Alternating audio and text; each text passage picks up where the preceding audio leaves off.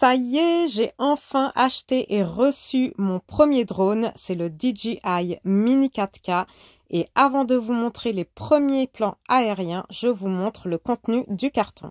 Donc voici l'ensemble de ce que contient le carton que je vais vous montrer.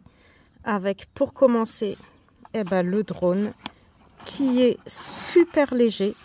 Il fait 249 grammes. Vous voyez, il est tout petit, il tient dans ma main, et 249 grammes qui permet d'éviter certaines réglementations dans plusieurs pays.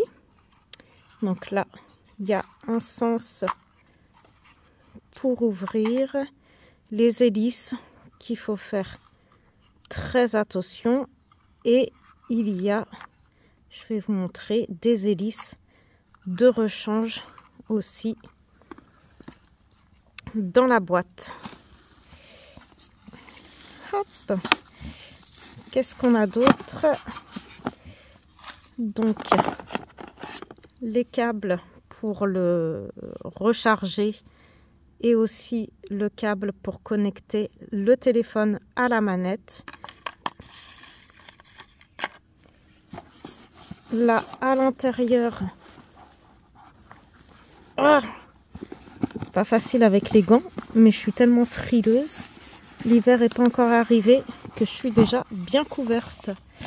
Donc dans le carton, on a les notices,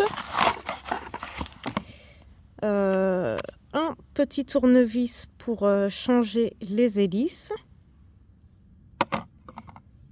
encore des câbles en fonction des téléphones.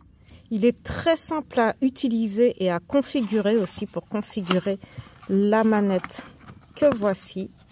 Donc là, on a les antennes et en même temps, ça fait le support pour le téléphone. Donc on met le téléphone ici. On a, est-ce que je vais y arriver avec les gants, les petits joysticks que l'on vient visser ici. Voilà, donc il y a le deuxième qui est là, et vraiment très facile à configurer et à installer avec l'application DJI Fly. En tout cas, j'ai hâte de vous montrer des paysages incroyables capturés avec ce drone qui a une super résolution en 4K. On a la caméra qui est juste ici, il y a un petit cache. Hop. Et là, on a des vidéos de qualité en 4K et un système de stabilisation. Donc, il est vraiment léger, il est facile à transporter. On a aussi dans le carton ici, j'ai oublié de vous montrer, il reste des choses, oui. Donc là, on a des hélices supplémentaires. Donc il y en a combien? Il y a 4 hélices supplémentaires. Les câbles USB, les notices et guides. Et on a la batterie qui est ici à l'intérieur. Et la batterie qui a une autonomie de 30 minutes, jusqu'à 30 minutes de vol. Je ne vais pas le faire démarrer ici parce que là, je suis dans une zone interdite. Il y a une application pour ça et il faut bien regarder, se renseigner avant chaque vol, puisque en cas de vol en zone interdite, c'est jusqu'à 15 000 € d'amende et 6 mois de prison pour la France. Et j'ai pu capturer des images en Espagne, puisque je suis rentrée en France depuis.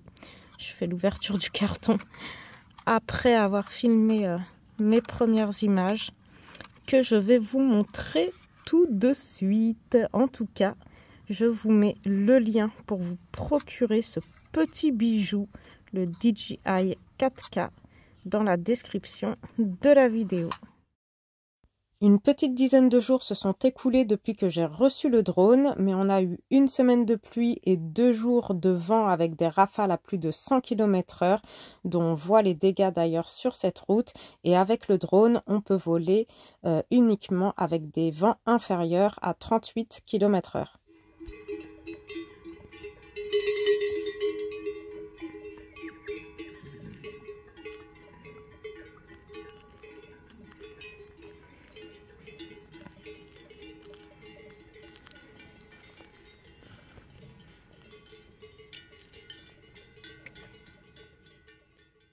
Plus de pluie, plus de vent et un spot magnifique. Donc c'est des conditions parfaites pour faire mon premier test, mon tout premier vol avec le drone que je vais vous montrer.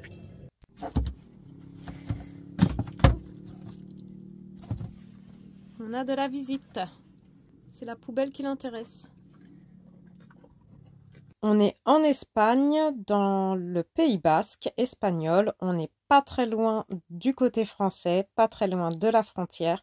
On a un magnifique coucher de soleil et c'est le lendemain matin que je vais faire mon premier vol.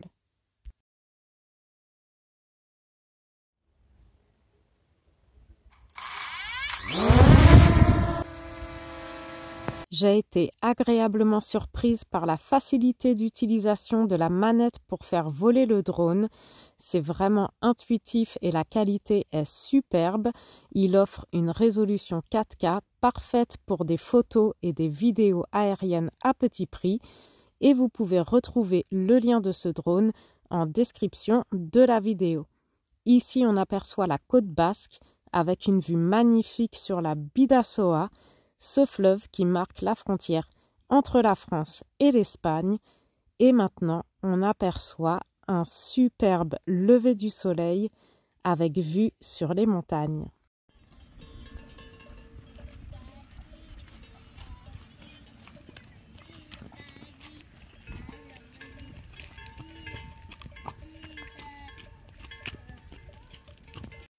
Après une très belle journée sur ce spot incroyable entouré de chevaux sauvages, je profite de l'heure magique du coucher de soleil pour ressortir mon drone une dernière fois de la journée.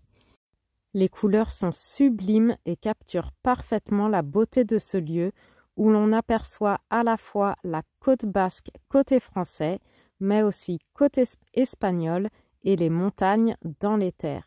Et surtout ce coucher de soleil qui offre des teintes incroyables sur ces magnifiques paysages. Avant de rejoindre la côte et de dire adios à l'Espagne, petite pause stratégique. Je fais le plein de gasoil parce que, soyons honnêtes, c'est nettement moins cher qu'en France. Alors autant en profiter avant de traverser la frontière. On est début décembre, mais les températures restent assez douces par ici. Alors ma fille profite une dernière fois des vagues de l'océan que l'on ne va pas voir avant un bon moment. On se dirige vers une toute nouvelle destination, mais avant ça, on fait une petite pause pour passer voir la famille. Pour ça, on traverse une partie de la France sous la pluie. Heureusement, en camping-car, on peut prendre notre temps. Pas de stress, on avance tranquillement et on fait la route en plusieurs étapes. Un petit rythme adapté à la météo avant de retrouver nos proches et reprendre l'aventure. On a fait une petite pause cette nuit juste ici au bord d'un petit étang. Et on a sur notre droite la Dordogne et à gauche la Garonne. Je voulais faire une belle vue de drone, mais bon, il pleut un petit peu.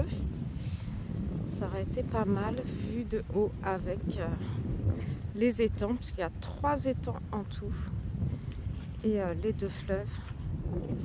Mais il pleut encore ce matin, et le ciel est bien couvert.